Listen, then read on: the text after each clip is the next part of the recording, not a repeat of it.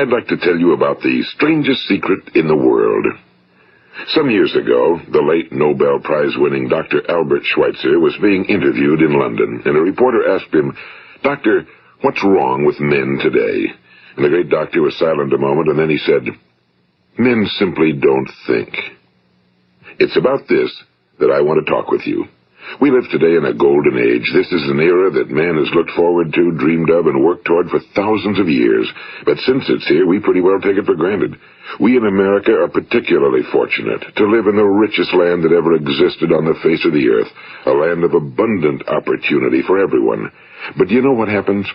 Well, let's take 100 men who start even at the age of 25. Do you have any idea what will happen to those men by the time they're 65? These 100 men who all start even at the age of 25 believe they're going to be successful. If you ask any one of these men if he wanted to be a success, he'd tell you he did. And you'd notice that he was eager toward life, that there was a certain sparkle to his eye, an erectness to his carriage, and life seemed like a pretty interesting adventure to him. But by the time they're 65, 1 will be rich. 4 will be financially independent. 5 will still be working. 54 will be broke. Now think a moment. Out of the 100, only 5 make the grade. Now why do so many fail? What has happened to the sparkle that was there when they were 25? What's become of the dreams, the hopes, the plans? And why is there such a large disparity between what these men intended to do and what they actually accomplished? When we say about 5% achieve success, we have to define success. And here's the best definition I've ever been able to find. Success is the progressive realization of a worthy ideal. If a man is working toward a predetermined goal and knows where he's going, that man is a success. If he's not doing that, he's a failure. Success is the progressive realization of a worthy ideal. Rollo May, the distinguished psychiatrist, wrote a wonderful book called Man's Search for Himself. And in this book he says, the opposite of courage in our society is not cowardice. It is conformity. And there you have the trouble today. It's conformity, people acting like everyone else without knowing why, without knowing where they're going. Now think of it. In America right now, there are over 18 million people 65 years of age and older. And most of them are broke. They're dependent on someone else for life's necessities. Now, we learn to read by the time we're 7. We learn to make a living by the time we're 25. Usually by that time, we're not only making a living, we're supporting a family. And yet by the time we're 65, we haven't learned how to become financially independent in the richest land that has ever been known. Why? We conform. And the trouble is that we're acting like the wrong percentage group, the 95 who don't succeed. Now, why do these people conform? Well, they really don't know. These people believe that their lives are shaped by circumstances, by things that happen to them, by exterior forces. They're outer-directed people. A survey was made one time that covered a lot of men, working men, and these men were asked, "Why do you work? Why do you get up in the morning?" 19 out of 20 had no idea. If you ask them, they'll say, well, everyone goes to work in the morning, and that's the reason they do it, because everyone else is doing it. Now let's get back to our definition of success. Who succeeds? The only person who succeeds is the person who is progressively realizing a worthy ideal. He's the person who says, I'm going to become this, and then begins to work toward that goal. I'll tell you who the successful people are. A success is the school teacher who's teaching school because that's what he or she wants to do. The success is the woman who's a wife and mother because she wanted to become a wife and mother and is doing a good job of it. The success is the man who runs the corner gas station because that was his dream. That's what he wanted to do. The success is the successful salesman who wants to become a top-notch salesman and grow and build with his organization. A success is anyone who is doing deliberately a predetermined job because that's what he decided to do deliberately. But only 1 out of 20 does that. That's why today there isn't really any competition unless we make it for ourselves. Instead of competing, all we have to do is create. You know, for 20 years I looked for the key which would determine what would happen to a human being. Was there a key I wanted to know which would make the future a promise that we could foretell to a large extent? Was there a key that would guarantee a person's becoming successful if he only knew about it and knew how to use it? Well, there is such a key, and I've found it. Have you ever wondered why so many men work so hard and honestly without ever achieving anything in particular, and others don't seem to work hard and yet seem to get everything? They seem to have the magic touch. You've heard them say that about someone. Everything he touches turns to gold. And have you ever noticed that a man who becomes successful tends to continue to become successful? And on the other hand, have you noticed how a man who's a failure tends to continue to fail? Well, it's because of goals. Some of us have goals, some don't. People with goals succeed because they know where they're going. It's that simple. Think of a ship leaving a harbor, and think of it with the complete voyage mapped out and planned. The captain and crew know exactly where it's going and how long it'll take. It has a definite goal. Now, 9,999 times out of 10,000, it will get to where it started out to get. Now, let's take another ship, just like the first, only let's not put a crew on it or a captain at the helm. Let's give it no aiming point, no goal, no destination. We just start the engines and let it go. I think you'll agree with me that if it gets out of the harbor at all, it will either sink or wind up on some deserted beach, a derelict. It can't go any place because it has no destination and no guidance, and it's the same with a human being. Take the salesman, for example. There's no other person in the world today with the future of a good salesman. Selling is the world's highest paid profession, if we're good at it and if we know where we're going. Every company needs top-notch salesmen, and they reward those men. The sky's the limit for them. But how many can you find? Someone once said the human race is fixed, not to prevent the strong from winning, but to prevent the weak from losing. The American economy today can be likened to a convoy in time of war. The entire economy is slowed down to protect its weakest link, just as the convoy had to go at the speed that would permit its slowest vessel to remain in formation. That's why it's so easy to make a living today. It takes no particular brains or talent to make a living and support a family today. So we have a plateau of so-called security, if that's what a person's looking for. But we do have to decide how high above this plateau we want to aim. Now let's get back to the strangest secret in the world, the story that I wanted to tell you today. Why do men with goals succeed in life and men without them fail? Well, let me tell you something which, if you really understand it, will alter your life immediately. If you understand completely what I'm going to tell you from this moment on, your life will never be the same again. You will suddenly find that good luck just seems to be attracted to you. The things you want just seem to fall in line, and from now on you won't have the problems, the worries, the gnawing lump of anxiety that perhaps you've experienced before. Doubt, fear, well, they'll be things of the past. Here's the key to success and the key to failure. We become what we think about. Now let me say that again. We become what we think about. Throughout all history, the great wise men and teachers, philosophers and prophets have disagreed with one another on many different things. It's only on this one point that they are in complete and unanimous agreement. Listen to what Marcus Aurelius, the great Roman emperor, said. A man's life is what his thoughts make of it. Disraeli said this, everything comes if a man will only wait. I've brought myself by long meditation to the conviction that a human being with a settled purpose must accomplish it, and that nothing can resist a will that will stake even existence for its fulfillment. Ralph Waldo Emerson said this, a man is what he thinks about all day long. William James said, the greatest discovery of my generation is that human beings can alter their lives by altering their attitudes of mind. And he also said, we need only in cold blood act as if the thing in question were real, and it will become infallibly real by growing into such a connection with our life that it will become real. It will become so knit with habit and emotion that our interest in it will be those which characterize belief. And he also said, if you only care enough for a result, you will almost certainly attain it. If you wish to be rich, you will be rich. If you wish to be learned, you will be learned. If you wish to be good, you will be good. Only you must then really wish these things and wish them exclusively, and not wish at the same time 100 other incompatible things just as strongly.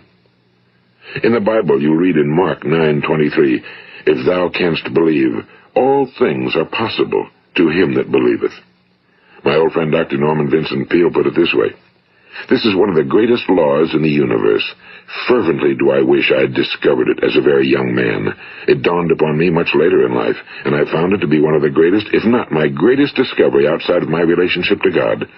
The great law, briefly and simply stated, is that if you think in negative terms, you will get negative results. If you think in positive terms, you will achieve positive results. That is the simple fact, he went on to say, which is at the basis of an astonishing law of prosperity and success. In 3 words, believe and succeed. William Shakespeare put it this way, our doubts are traitors and make us lose the good we oft might win by fearing to attempt. George Bernard Shaw said, people are always blaming their circumstances for what they are. I don't believe in circumstances. The people who get on in this world are the people who get up and look for the circumstances they want, and if they can't find them, make them. Well, it's pretty apparent, isn't it? And every person who discovered this for a while believed that he was the first one to work it out. We become what we think about. Now, it stands to reason that a person who's thinking about a concrete and worthwhile goal is going to reach it, because that's what he's thinking about, and we become what we think about. Conversely, the man who has no goal, who doesn't know where he's going, and whose thoughts must therefore be thoughts of confusion and anxiety and fear and worry, becomes what he thinks about. His life becomes one of frustration and fear and anxiety and worry. And if he thinks about nothing, he becomes nothing. Now, how does it work? Why do we become what we think about? Well, I'll tell you how it works as far as we know. Now, to do this, I want to tell you about a situation that parallels the human mind. Suppose a farmer has some land, and it's good fertile land. Now, the land gives the farmer a choice. He may plant in that land whatever he chooses. The land doesn't care. It's up to the farmer to make the decision. Now, remember, we're comparing the human mind with the land because the mind, like the land, doesn't care what you plant in it. It will return what you plant, but it doesn't care what you plant. Now let's say that the farmer has 2 seeds in his hand. One is a seed of corn, the other is nightshade, a deadly poison. He digs 2 little holes in the earth and he plants both seeds, one corn, the other nightshade. He covers up the holes, waters, and takes care of the land, and what will happen? Invariably the land will return what's planted. As it's written in the Bible, as ye sow, so shall ye reap. Now remember, the land doesn't care. It'll return poison in just as wonderful abundance as it will corn. So up come the 2 plants, one corn, one poison. Now, the human mind is far more fertile, far more incredible and mysterious than the land, but it works the same way. It doesn't care what we plant. Success, failure. A concrete, worthwhile goal, or confusion. Misunderstanding, fear, anxiety, and so on. But what we plant, it must return to us. You see, the human mind is the last great unexplored continent on Earth. It contains riches beyond our wildest dreams. It will return anything we want to plant. Now, you might say, well, if that's true, why don't people use their minds more? Well, I think they figured out an answer to that one, too. Our mind comes as standard equipment at birth. It's free, and things that are given to us for nothing we place little value on. Things that we pay money for, we value. The paradox is that exactly the reverse is true. Everything that's really worthwhile in life came to us free. Our minds, our souls, our bodies, our hopes, our dreams, our ambitions, our intelligence, our love of family and children and friends and country, all these priceless possessions are free. But the things that cost us money are actually very cheap and can be replaced at any time. A good man can be completely wiped out and make another fortune. He can do that several times. Even if our home burns down, we can rebuild it. But the things we got for nothing, we can never replace. The human mind isn't used because we take it for granted. Familiarity breeds contempt. It can do any kind of job we assign to it, but generally speaking, we use it for little jobs instead of big, important ones. Universities have proved that most of us are operating on about 10% or less of our abilities. So decide now, what is it you want? Plant your goal in your mind. It's the most important decision you'll ever make in your entire life. What is it you want? Do you want to be an outstanding salesman? A better worker at your particular job? Do you want to go places in your company? In your community? Do you want to get rich? All you've got to do is plant that seed in your mind, care for it, work steadily toward your goal, and it will become a reality. It not only will, there's no way that it cannot. You see, that's a law, like the laws of Sir Isaac Newton, the laws of gravity. If you get on top of a building and jump off, you'll always go down. You'll never go up, and it's the same with all the other laws of nature. They always work. They're inflexible. Think about your goal in a relaxed, positive way. Picture yourself in your mind's eye as having already achieved this goal. See yourself doing the things you will be doing when you've reached your goal. Ours has been called the phenobarbital age, the age of ulcers and nervous breakdowns and tranquilizers. At a time when medical research has raised us to a new plateau of good health and longevity, far too many of us worry ourselves into an early grave trying to cope with things in our own little personal ways without learning a few great laws that will take care of everything for us. These things we bring on ourselves through our habitual way of thinking. Every one of us is the sum total of his own thoughts. He is where he is because that's exactly where he really wants to be, whether he'll admit that or not. Each of us must live off the fruit of his thoughts in the future, because what you think today and tomorrow, next month and next year, will mold your life and determine your future. You're guided by your mind. I remember one time I was driving through eastern Arizona, and I saw one of those giant earth-moving machines roaring along the road at about 35 miles an hour with what looked like 30 tons of dirt in it, a tremendous, incredible machine, and there was a little man perched way up on top with the wheel in his hands guiding it. And as I drove along, I was struck by the similarity of that machine to the human mind. Just suppose you're sitting at the controls of such a vast source of energy. Are you going to sit back and fold your arms and let it run itself into a ditch? Or are you going to keep both hands firmly on the wheel and control and direct this power to a specific, worthwhile purpose? It's up to you. You're in the driver's seat. You see, the very law that gives us success is a two-edged sword. We must control our thinking. The same rule that can lead a man to a life of success, wealth, happiness, and all the things he ever dreamed of for himself and his family. That very same law can lead him into the gutter. It's all in how he uses it, for good or for bad. This is the strangest secret in the world. Now, why do I say it's strange, and why do I call it a secret? Actually, it isn't a secret at all. It was first promulgated by some of the earliest wise men, and it appears again and again throughout the Bible, but very few people have learned it, understand it. That's why it's strange, and why for some equally strange reason it virtually remains a secret. I believe that you could go out and walk down the main street of your town and ask one man after another what the secret of success is, and you probably wouldn't run into one man in a month who could tell you. Now, this information is enormously valuable to us if we really understand it and apply it. It's valuable to us not only for our own lives, but the lives of those around us, our families, employees, associates, and friends. Life should be an exciting adventure. It should never be a bore. A man should live fully, be alive. He should be glad to get out of bed in the morning. He should be doing a job he likes to do because he does it well. One time I heard Grove Patterson, the great late editor-in-chief of the Toledo Daily Blade, make a speech, and as he concluded his speech, he said something I've never forgotten. He said, "My years in the newspaper business have convinced me of several things. Among them, that people are basically good, and that we came from someplace, and we're going someplace. So we should make our time here an exciting adventure. The architect of the universe didn't build a stairway leading nowhere." And the greatest teacher of all, the carpenter from the plains of Galilee, gave us the secret time and time again. As ye believe, so shall it be done unto you. I've explained the strangest secret in the world and how it works. Now, on this side, I want to explain how you can prove to yourself the enormous returns possible in your own life by putting this secret to a practical test. I want you to make a test that will last 30 days. It isn't going to be easy, but if you'll give it a good try, it will completely change your life for the better. Now, back in the 17th century, Sir Isaac Newton, the English mathematician and natural philosopher, gave us some natural laws of physics which apply as much to human beings as they do to the movement of bodies in the universe. And one of these laws is that for every action, there is an equal and opposite reaction. Simply stated, as it applies to you and me, it means we can achieve nothing without paying the price. The results of your 30-day experiment will be in direct proportion to the effort you put forth. To be a doctor, you must pay the price of long years of difficult study. To be successful in selling, and remember that each of us succeeds to the extent of his ability to sell. Selling our families on our ideas, selling education in schools, selling our children on the advantages of living the good and honest life, selling our associates and employees on the importance of being exceptional people. To, of course, the profession of selling itself. But to be successful in selling our way to the good life, we must be willing to pay the price. Now, what is that price? Well, it's many things.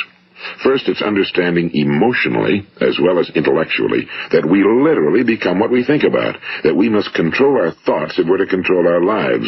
It's understanding fully that as ye sow, so shall ye reap. Second, it's cutting away all fetters from the mind and permitting it to soar as it was divinely designed to do. It's the realization that your limitations are self-imposed and that the opportunities for you today are enormous beyond belief.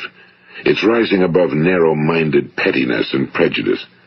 And third, it's using all your courage to force yourself to think positively on your own problem, to set a definite and clearly defined goal for yourself, to let your marvelous mind think about your goal from all possible angles, to let your imagination speculate freely upon many different possible solutions, to refuse to believe that there are any circumstances sufficiently strong to defeat you in the accomplishment of your purpose, to act promptly and decisively when your course is clear, and to keep constantly aware of the fact that you are, at this moment, standing in the middle of your own acres of diamonds, as Russell Conwell used to point out. And fourth, save at least 10% of every dollar you earn. It's also remembering that no matter what your present job, it has enormous possibilities, if you're willing to pay the price. Now let's just go over the important points in the price each of us must pay to achieve the wonderful life that can be ours. It is, of course, worth any price. 1. You will become what you think about. 2. Remember the word imagination and let your mind begin to soar. 3. Courage. Concentrate on your goal every day. 4. Save 10% of what you earn. And 5. Action. Ideas are worthless unless we act on them. Now, I'll try to outline the 30-day test I want you to make. Keep in mind that you have nothing to lose by making this test and everything you could possibly want to gain. There are two things that may be said of everyone. Each of us wants something, and each of us is afraid of something. I want you to write on a card what it is you want more than anything else. It may be more money. Perhaps you'd like to double your income or make a specific amount of money. It may be a beautiful home. It may be success at your job. It may be a particular position in life. It could be a more harmonious family. Each of us wants something. Now write down on your card specifically what it is you want. Make sure it's a single goal and clearly defined. You needn't show it to anyone, but carry it with you so that you can look at it several times a day. Think about it in a cheerful, relaxed, positive way each morning when you get up, and immediately you have something to work for, something to get out of bed for, something to live for. Look at it every chance you get during the day and just before going to bed at night. And as you look at it, remember that you must become what you think about, and since you're thinking about your goal, you realize that soon it will be yours. In fact, it's yours really the moment you write it down and begin to think about it. Look at the abundance all around you as you go about your daily business. You have as much right to this abundance as any other living creature. It's yours for the asking. Now we come to the difficult part. Difficult because it means the formation of what is probably a brand new habit, and new habits are not easily formed. Once formed, however, it will follow you for the rest of your life. Stop thinking about what it is you fear. Each time a fearful or negative thought comes into your consciousness, replace it with a mental picture of your positive and worthwhile goal. And there'll come times when you'll feel like giving up. It's easier for a human being to think negatively than positively. That's why only 5% are successful. You must begin now to place yourself in that group. For 30 days, you must take control of your mind. It will think about only what you permit it to think about. Each day for this 30-day test, do more than you have to do. In addition to maintaining a cheerful, positive outlook, give of yourself more than you've ever done before. Do this knowing that your returns in life must be in direct proportion to what you give. The moment you decide on a goal to work toward, you're immediately a successful person. You are then in that rare and successful category of people who know where they're going. Out of every 100 people, you belong to the top 5. Don't concern yourself too much with how you're going to achieve your goal. Leave that completely to a power greater than yourself. All you have to do is know where you're going. The answers will come to you of their own accord and at the right time. Remember these words from the Sermon on the Mount, and remember them well. Keep them constantly before you this month of your test. Ask, and it shall be given you. Seek, and ye shall find. Knock, and it shall be opened unto you.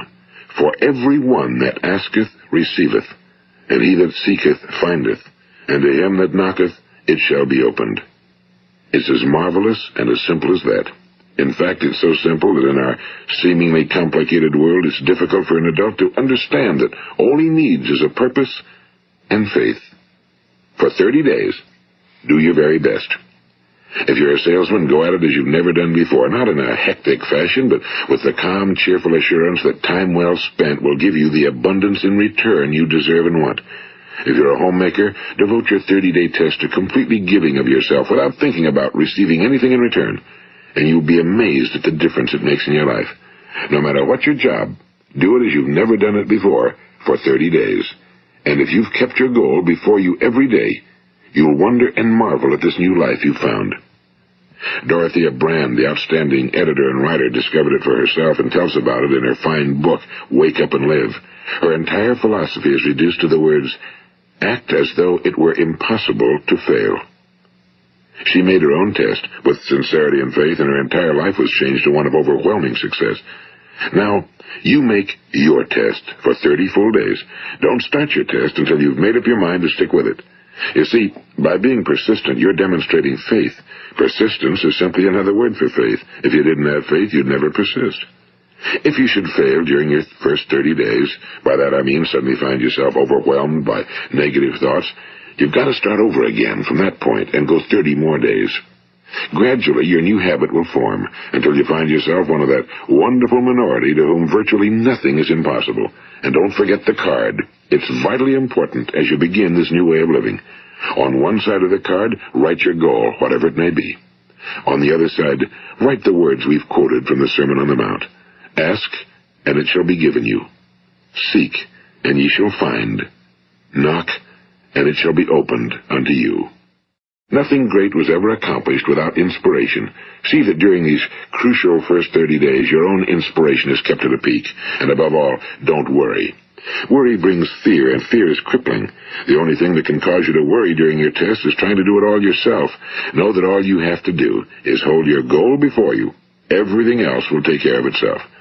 Remember also to keep calm and cheerful. Don't let petty things annoy you and get you off course. Now, since making this test is difficult, some will say, why should I bother? Well, look at the alternative. No one wants to be a failure. No one really wants to be a mediocre individual. No one wants a life constantly filled with worry and fear and frustration. Therefore, remember that you must reap that which you sow. If you sow negative thoughts, your life will be filled with negative things. If you sow positive thoughts, your life will be cheerful, successful, and positive. Now, gradually, you will have a tendency to forget what you've heard on this recording. Play it often. Keep reminding yourself of what you must do to form this new habit. Gather your whole family around at regular intervals and listen to what's been said here. You know, most men will tell you that they want to make money without understanding the law. The only people who make money work in a mint. The rest of us must earn money. This is what causes those who keep looking for something for nothing or a free ride to fail in life. The only way to earn money is by providing people with services or products which are needed and useful. We exchange our time and our product or service for the other man's money. Therefore, the law is that our financial return will be in direct proportion to our service. Now, success is not the result of making money. Making money is the result of success, and success is in direct proportion to our service. Most people have this law backwards.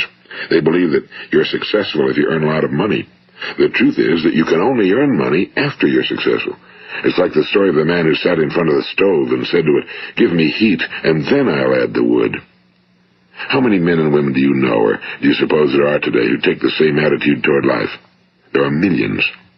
We've got to put the fuel in before we can expect heat. Likewise, we've got to be of service first before we can expect money. Don't concern yourself with the money. Be of service, build, work, dream, create. Do this, and you'll find there's no limit to the prosperity and abundance that will come to you. Prosperity, you know, is founded upon a law of mutual exchange. Any person who contributes to prosperity must prosper in turn himself. Sometimes the return will not come from those you serve, but it must come to you from someplace, because that's the law. For every action, there is an equal and opposite reaction. As you go daily through your 30-day test period, remember that your success will always be measured by the quality and quantity of service you render, and money is a yardstick for measuring this service. No man can get rich himself unless he enriches others. Now, there are no exceptions to a law. You can drive down any street in America and from your car estimate the service that's being rendered by the people living on that street. Had you ever thought of this yardstick before? It's interesting. Some, like ministers and priests and other devoted people, measure their returns in the realm of the spiritual, but again, their returns are equal to their service. Once this law is fully understood, any thinking person can tell his own fortune. If he wants more, he must be of more service to those from whom he receives his return. If he wants less, he has only to reduce his service. This is the price you must pay for what you want. If you believe you can enrich yourself by deluding others, you can end only by deluding yourself. It may take some time, but just as surely as you breathe, you'll get back what you put out. Don't ever make the mistake of thinking you can avert this. It's impossible. The prisons and the streets where the lonely walk are filled with people who tried to make new laws just for themselves. We may avoid the laws of man for a while, but there are greater laws that cannot be broken. An outstanding medical doctor recently pointed out 6 steps that will help you realize success. 1. Set yourself a definite goal. 2. Quit running yourself down. 3. Stop thinking of all the reasons why you cannot be successful and instead think of all the reasons why you can. 4. Trace your attitudes back through your childhood and try to discover where you first got the idea you couldn't be successful, if that's the way you've been thinking. 5. Change the image you have of yourself by writing out a description of the person you would like to be. And 6. Act the part of the successful person you have decided to become. The doctor who wrote those words is a noted West Coast psychiatrist, Dr. David Harold Fink. Do what the experts since the dawn of recorded history have told you must do. Pay the price by becoming the person you want to become. It's not nearly as difficult as living unsuccessfully. Make your 30-day test, then repeat it again, and each time it will become more a part of you until you'll wonder how you could ever have lived any other way. Live this new way, and the floodgates of abundance will open and pour over you more riches than you may have dreamed existed. Money? Yes, lots of it. But what's more important, you'll have peace. You'll be in that wonderful minority who lead calm, cheerful, successful lives. Start today. You have nothing to lose, but you have a whole life to win. This is Earl Nightingale, and thank you.